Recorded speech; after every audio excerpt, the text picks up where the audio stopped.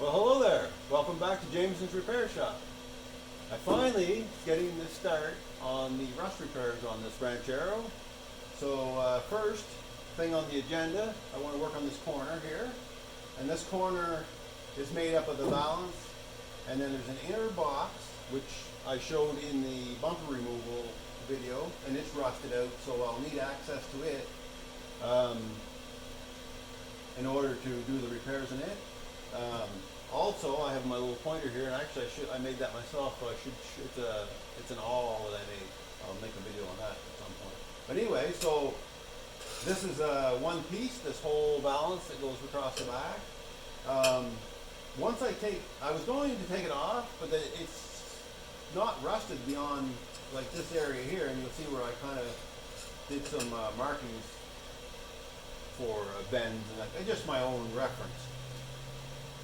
And also, not only is this this valance is tied into the back box, it's tied into this upright piece here, and it's double layered, and it's tied into the bed over here, the bed base. So there's a lot happening right here in this corner, and all of this is support for the rear of this car.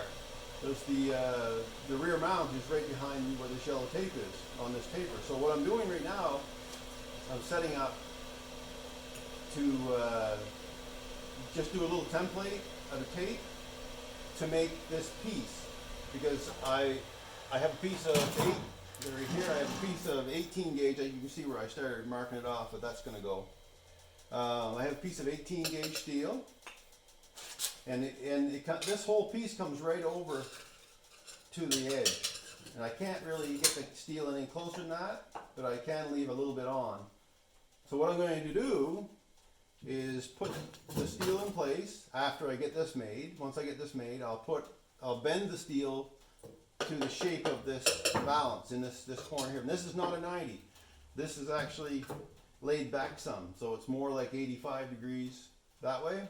And then this is flat. So from here to there, that is around 85 degrees. Guessing maybe 80. I doubtful. It's not off by much. So I'm going to make this template, and then I'll I'll mark it off on here. I'll mark a bend line. I think I'm only going to replace right from here to, because it's all solid here, to there, and you'll see a line where I drew down. So that line, and then up on here. But I'm going to give myself extra room, extra metal to work with, just in case I have to take this out. So I want to be able to bend it, because it's all solid up there. I want to be able to bend this tab over to about there, and then go along this line and then down. So it'll be this tab, this, and like that, and like this. Now I'm not going to do this all in one piece. That's why I'm doing this. So I'm going to make the angled piece out of an individual piece of steel, and I'm going to have to make two of them. That's why I'm doing the template, because the other side is the exact same setup as this. So that's what I'm doing. So I'll mark this plate up, and once I get this out, I'll bend the plate, I'll mark it, and I just need to measure out as far as I need to come to clear the rust, and leave a little extra, because you always want a little extra. And this piece comes all the way over to here, and then back right into here. Let me get my light on. I can't even see that. My eyes are getting bad. Yeah, so I don't know if you can see it or not, but they actually welded it there with looks like MIG weld. So this piece comes along here, over to here, and then up, down there, and all across. So, and then over here. And this is all solid, as solid as can be. But it is weak in there, so I'm going to bring it most likely right, there's a spot weld right there. I think I'll just stay on this side of the spot weld and come like that, and in, and then we'll go up like that. I'll see if I can leave this tab, but I'm not going to worry about that tab. There's some funny stuff happening here, some contouring, because this is, you'll see this is contoured in from here, so this has to wrap around this piece, this upright piece. And it looks like it's distorted from the spot welds because every place there's a spot weld, it's pushed in. But I believe that would have been flat originally, except for here. It looks like there was a bend in it, and then it bent out. There's a slope, there's a wedge here that's sloped down towards the base of the valance. So I'm going to make this, try to make this one in one piece, this section right here, but I'm going to do it just in square form for now. So I want to get this mounted, and then I'll decide whether I want to make this separate and this separate. But for now, I just want to get this bend and this on in place. So I already went around this before I started the video. I went around and I just cut this on those lines. These are only just rough lines. So when I cut it out, I'll cut it with scissors or a knife just to get this cleaned up. So we'll get the piece first. That's the important part. Get the shape of it. More so, just a rough piece, and we'll get it off of here. All right, so that's fairly rough. Well, I'll trim the rest with the scissors or knife, whichever I so choose to go at it with. So let's just peel that off, and this will give us this flat and these two wing angles, and they need to be bent too. So I'll get that off of there. So this is what we're left with. They're meant to be the same. This is more of the original style, so I could bend it across, but we'll see. I'm gonna have to end up trimming a bit here and there. So let's get this laid out, bent and laid out, and I'll get back to you. All right.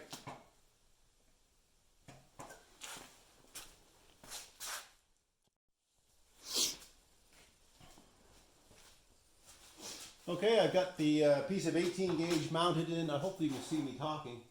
It's hard to tell. I only have the one camera going right now. So I've got it marked off. Got an etch mark there.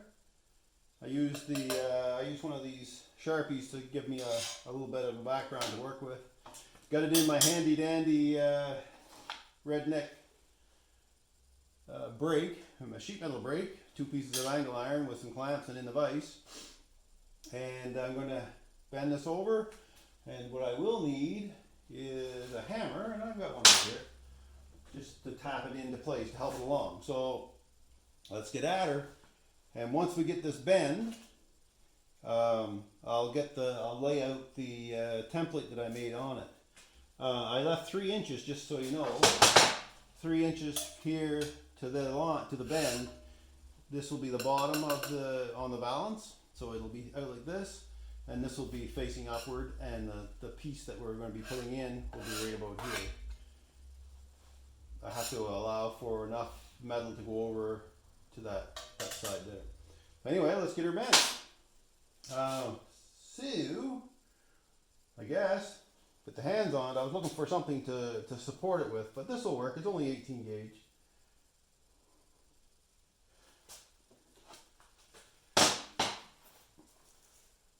And I'll start tapping it down.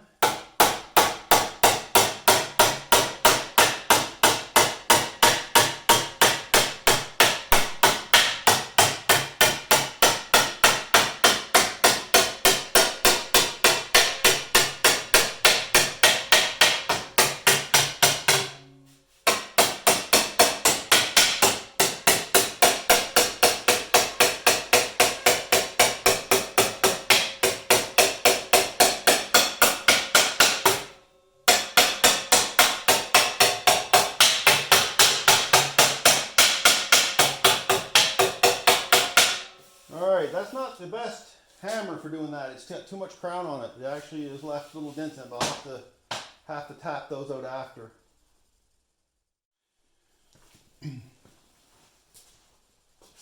Okay, I've got this bent, but I have to share with you, here so I can see a little better. So I'm going to have to share with you a mistake I made.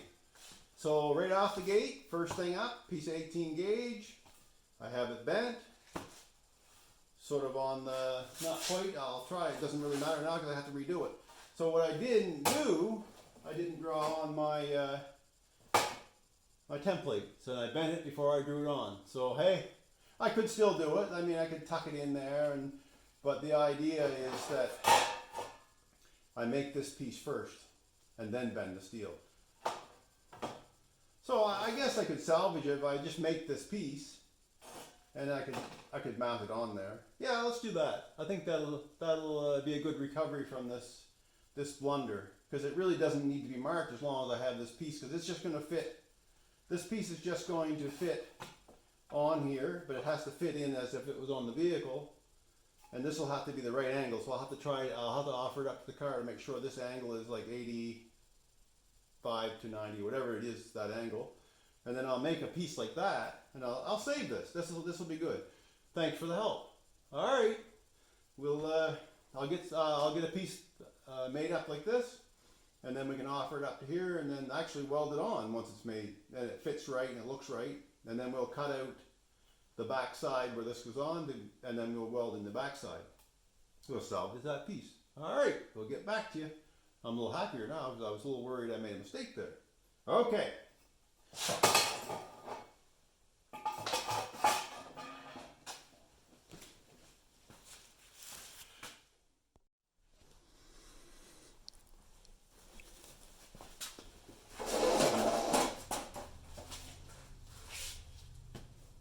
Okay, excuse me. I made a mistake, obviously. I mentioned that. What I did, which I really didn't make a mistake, my thought process was off. My mistake now might be that this is just enough, and I like to have a little more than that. I have this angle the right way. It's the right angle for this. It fits right in there. Maybe just a slight more, but that fits in there nicely, good and tight. I just have enough for that. No, it's not going to work. Well, yes, actually it will.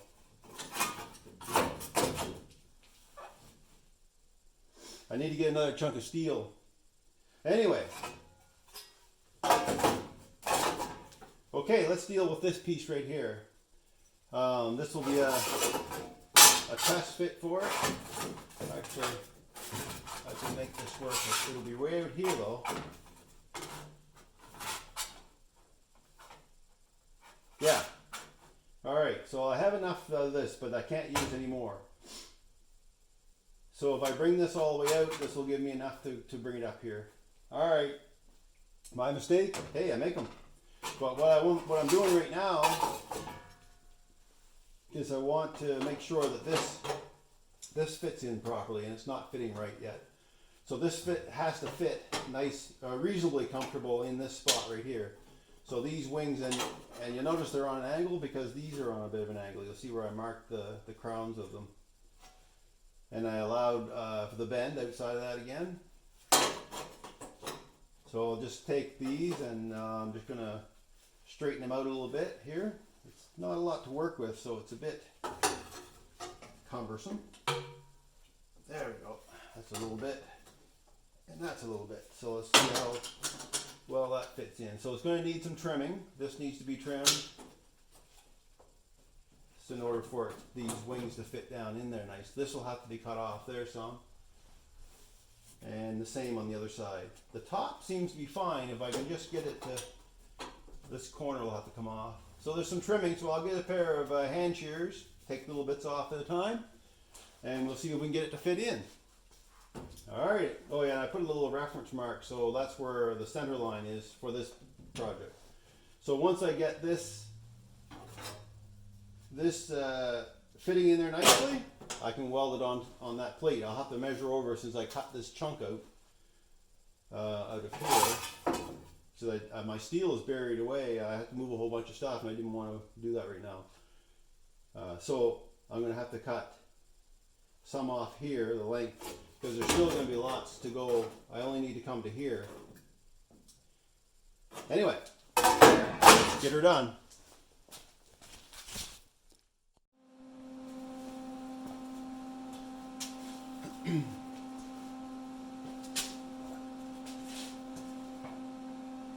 Okay, got my piece made.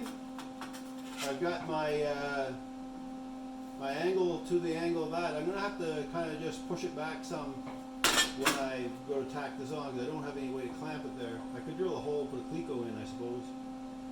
Alright, let's do that. Then it's going to be held properly. Okay, I'll be right back.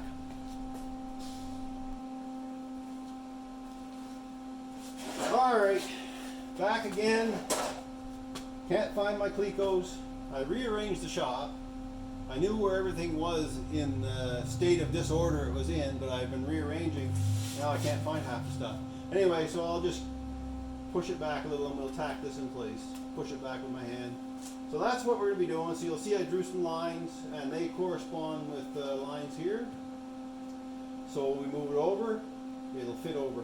We'll have to cut, once I get it welded on, I'll cut the back out and we'll weld the back. So I'll just get it tacked on for now and see how it goes. It's getting kind of late and my niece is coming by. She needs a EGR tube put on her car. So that's the vehicle I did the head gaskets on.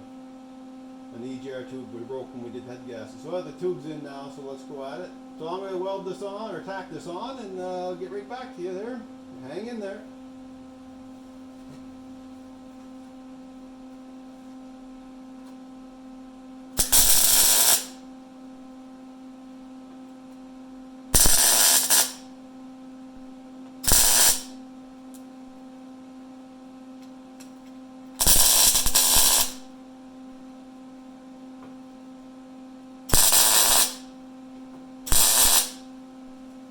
Alright, that's tacked there. It's fitting very nicely.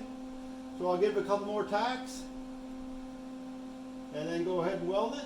And probably that'll be it for today on this one. It won't be the end of the video, of course. I'll make sure I get it on. I'll put it in place, or have it ready to go in place before I do the removal. Alright.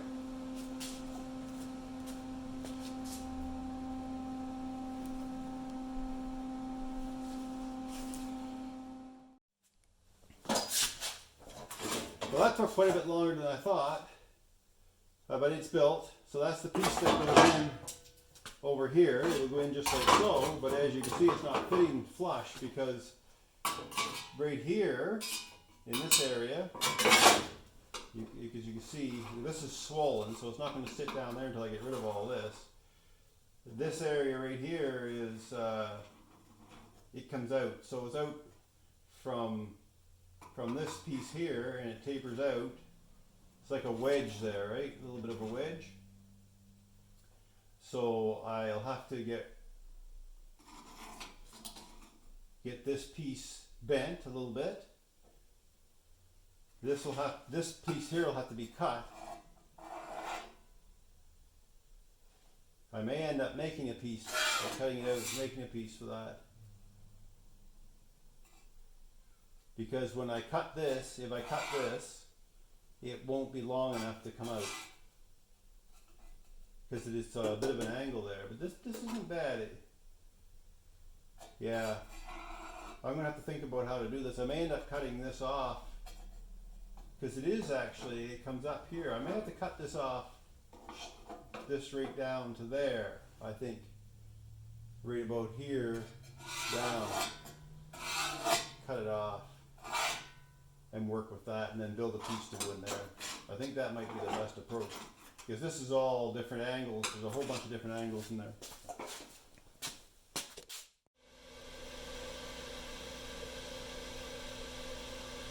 Now that this is built, I have this piece formed, welded in, ready to go. I'm going to do one step at a time, one piece at a time. So to add to this piece, I have to build this little piece right here. So I have this piece of steel, piece 18 gauge, it's going to go, it's a piece off this, same metal. So what I'm going to do, I'm just going to form a piece that has a bend in it right there, it's a little break in the metal, and then cut it off. I'll measure the height of this with a piece of tape. I'll put a piece of tape on to get the true length of it, and then I'll cut this piece out, but I have to remember, because this piece will be one 18 gauge thickness, less when it comes to here, because this will be cut out and drop down. So I'll have to leave a little bit extra here. I can leave a little bit more, and I can trim it after. But once I take it off, I won't know where the reference is. So I'd like to have this one cut, this piece cut right here, the right length. So that's what we'll do. I'll get this piece cut, and I'll get it formed, and I'll get back to you. Okay, I've got my tape in there, and I've marked kind of roughly where this bend starts. Kind of goes like that, and tapers off down to here. Not quite all the way in, but I think I'm just going to bring it right in. I don't think it matters too much. This is all rusted so bad. It's really hard to tell. It actually looks like it's down to here. So I'll just make a bend in it there. And like I say, I'll have to leave this just slightly taller than this. So when this goes down, it'll match. It'll come into about right there. It'll still come into the spot it needs to be. All right.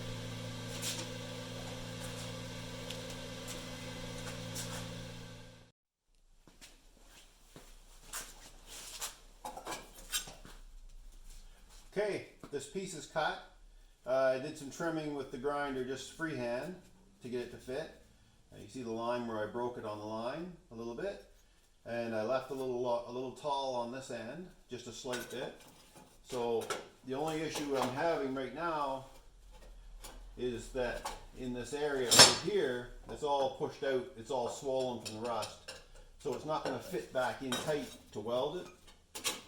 Though this is meant to be flush across there, as near as I can make out. It may have had a bit of a twist, but I really can't tell. It looks like this may have been a flat piece, and the spot weld machine, when they built it, pulled these three in under heat, and there's one there, and of course down there.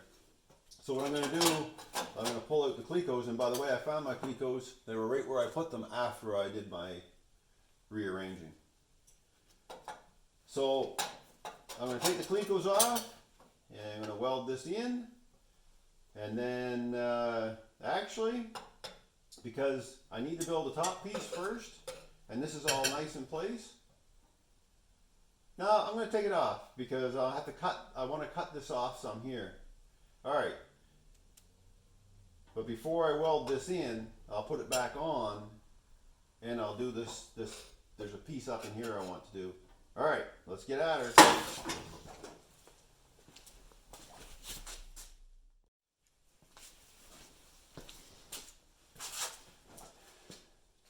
Okay, I've taken it off, and there's the piece. I'll prime all of this, and it's been welded on the back.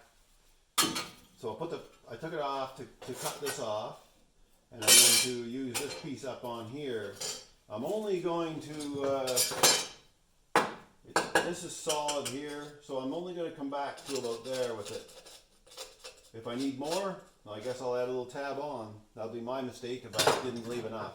So let's put the clecos back in. These are great by the way, if you don't have clecos. Nice to get a set. Because you'll see that I put the marks out, or the cleco holes out further for now, beyond where the rust is. Once I start cutting this out, it'll change. But to build this piece, I want it to be in the same spot every time. Alright, let's get the clecos in her. And I'm only going to put a couple in for now because I know it's indexed in the right place. Alright, so that'll hold that good and solid in the right spot. And then I'll just clean this edge up. What I use to clean the edges up, I'll just grab it, is, and this one's getting a little old, I use for deburring, I just use a chainsaw file. It works pretty good. It's pretty quick. I mean, there's all kinds of deburring ways you can do it. This is just one that I find. I almost always have this old chainsaw file around. Not everybody does, so just go get yourself a proper deburring tool if you don't. I wouldn't buy a chainsaw file just for this job, but mind you, doesn't really matter what size. Any kind of round file works really well. They're not expensive chainsaw files, that's why I have it, I guess. Alright, so what we're going to do, get a little bit of tail on there. So I need it to go back has to come all the way out to here to be welded on, and I'll weld it on the back side. And that's a far enough back. That'll be a rough, I'll at least just leave a little extra, I won't cut that back. But we'll get this welded in. Another Cleco, no, it's pretty tight. I'll throw another one in there, down further just to hold it. Nice having those holes already pre-drilled. Alright. So I'm going to weld this up. And we'll get back to you, and then I'll weld it up. And I'll trim it off. I'll weld both sides and then trim it off. And I'll get back to you.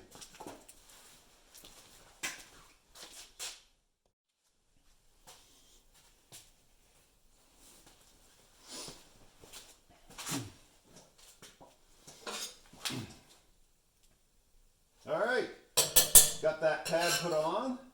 I left it long over here on this side because this dips down. I'm not sure how much meat there. It sounds very, very solid. But I left some on there anyway in case I have to drop it down. I really didn't need to weld that far, but hey, that's just a cut with the wheel. Clecos are back in, and now I just for test fitting, so I'll take it back off again. There's a lot of off and ons on this work. Testing, take it off, put it back on. That's how you get it reasonably well. Doing it on here was nice because this angle again, like I said, isn't 90, and up here because this isn't 90, but this is a flat to the rest of the body. This angle here is not a 90, so one angle here throws it out up there. So that's something you have to be aware of when you're doing this work. And I don't know if everybody knows what Clecos are. I've watched many channels and they explain what Clecos are, but they're from the aircraft industry. So you take them and you put them in the little. It comes with this set of pliers, and they're built for these Clecos, and they just push in, and they there's a. You see it very well or not, but there you'll see the two fingers come out, and then there's wedged with this little piece of metal in the middle. So when you push it in, that's how you'd insert it, and when you pull it back out, let the pressure off, it pulls the metal in reasonably well. I mean, you have to help it, but it does lock it down in place. So there's several different types of these. There's the copper colored ones. These are for 1/8 drill bit, and then there's these ones. They're even larger. See? I'm not sure what the drill bit is for those. I've never really used those. I can't read it because my eyes aren't good. But for the most part, you end up using the copper ones, unless you have some really heavy stuff. I also have these with the copper, these little goosenecks. I call them goosenecks. But they come in handy every now and then too, so you can just go quickly. They're not super strong, but I'll tell you, they'll bite your finger if you put them in. You get it on your finger, you'll know it. However, and there is a tension on them, but they set pretty good, and it's good for pulling, light jobs back together. I have a few of them come in the set, and then I have these silver ones as well. And the silver ones are for, because they're still in the bag, you can tell I haven't used them. Therefore, I think that is something 30 seconds, but I cannot read. 2 millimeter anyway. They're fairly large. Well, no, they're not super large. Let's have a look. Dump them out. 2 millimeters, not very large. No, they're not much different than the 1/8. They're a little smaller, I believe. Anyway, 2 mil, the silver ones are. And something 30 seconds, whatever 2 mil is in 30 seconds. All right, so now I gotta take this back off because of the interference right here with this swelling of the where the rusted areas were. I'm going to take this off and I'm going to weld in my piece that I have made, like this. I'll get it welded in. Now, it does seem like it is raised, so maybe I'll weld it in, and then I can tweak the top part with a pair of pliers or something. And hey, if I have to cut it back off again to do it, I'll cut it back off again. Nothing's set in stone in this stuff. Well, some things are, but this kind of a patch panel, no, because you can take it off and do what you want with it. If you make a mistake, just redo it. Once you put it on the car, that's when you start running into not so easy to do. All right.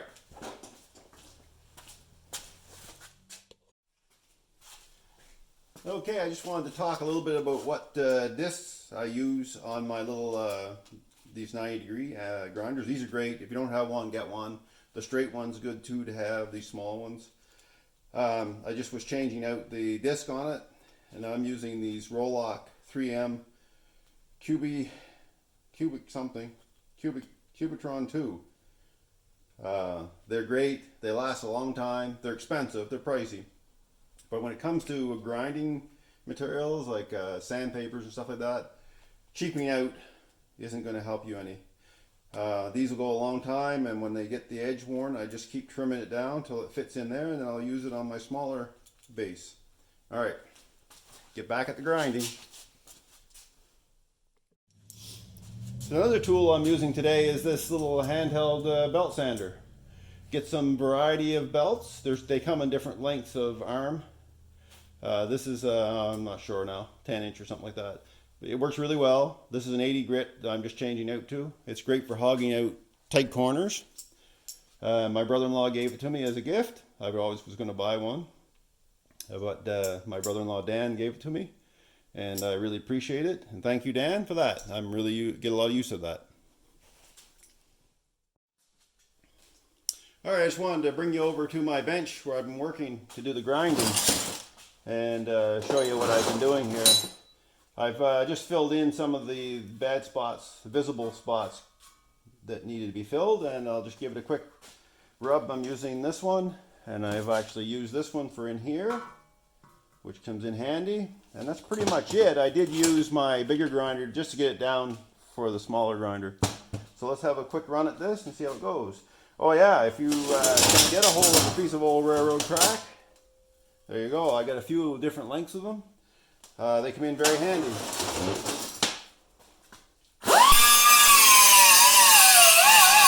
So you can see how fast this 3M product takes this down.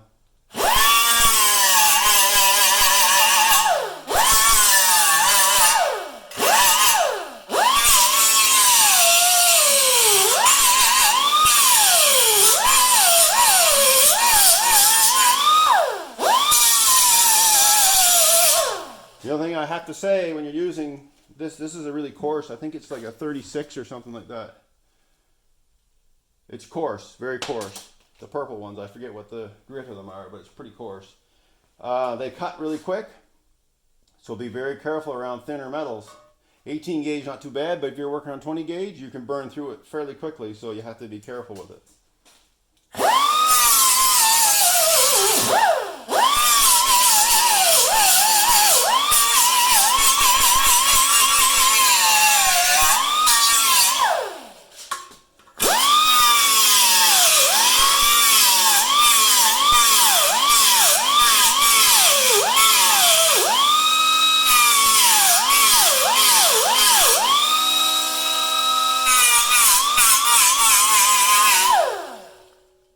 So that's where I switch over to the belt sander because it's getting hard to get in there. Now these belts don't last long. These are cheap. Again, you buy cheap stuff, you end up buying a lot more often.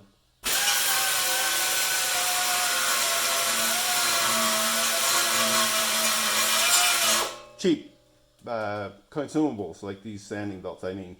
Not these. This will probably last me a lifetime. But the consumables like sanding products, grinding products, don't scrimp out on them.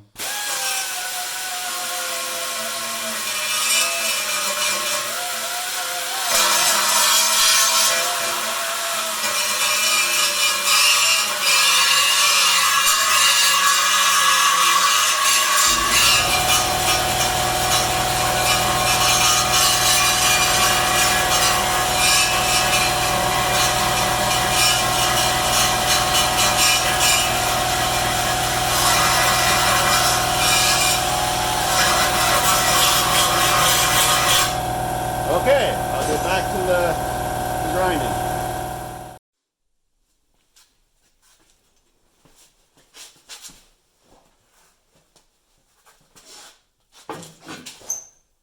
Okay, there's the piece, the finished piece. You'll notice it's not sitting down perfectly right there now. This, I believe this is holding it out. Where's my little...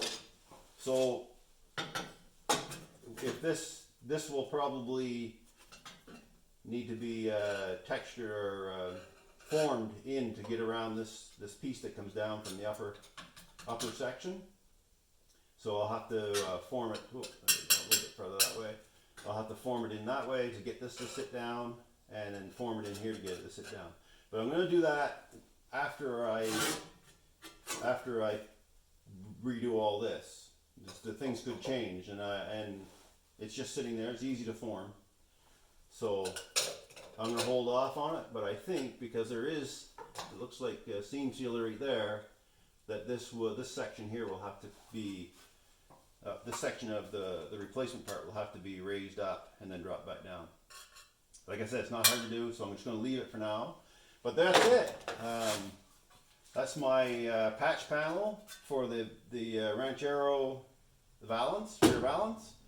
Now that I have it built, and I have some Cleco holes so I can put it back where I need it, I can start cutting this section out. And I'm going to do that. I need to get in here for sure to get that mount out. But I'm going to try to cut, you'll see where I marked, you'll see where I have these lines. That's the perimeter. That's this maximum size that I can go for this patch panel. But I made it oversized, so more than likely I'm going to come down from here over to there. I'll cut in closer. I'm going to cut in stages, so I already know it's rusted out there, so I'll come right down to there first and then see where I'm at, and then I'll bring it in probably into about there, just because there's some spot welds to take out, but this is all spot welded underneath as well, so it's like a box. I said earlier, spot welded up here, spot welded around there, it's spot welded all along in here, so the inner one is the other side of the box. A lot of spot welds to take out to take that whole valance off. So that's why I'm focusing on this. So I'll cut any spots that are visibly rusty until I get a good idea of how much I need. I don't want to do any more than I have to. I know the metal's really good out here. It's good out here, even though it doesn't look like it. But it's not that great right here. So definitely going to have to bring it in here, maybe out to there and over. Anyhow, and then I get into the mounting area, get that old mount out, start working on the inner box, and then I have these to do. I'm probably going to do the inner box before I do these, but we'll see. I'll see when I get in there. Alright, that's going to wrap up this video. Subscribe to my channel if you like what I'm doing. I really appreciate it. It helps out a lot. And I really appreciate you stopping by and having a look. Next video, like I said, we'll get on to the other stuff. Alright, take care. Hope to see you in the next episode.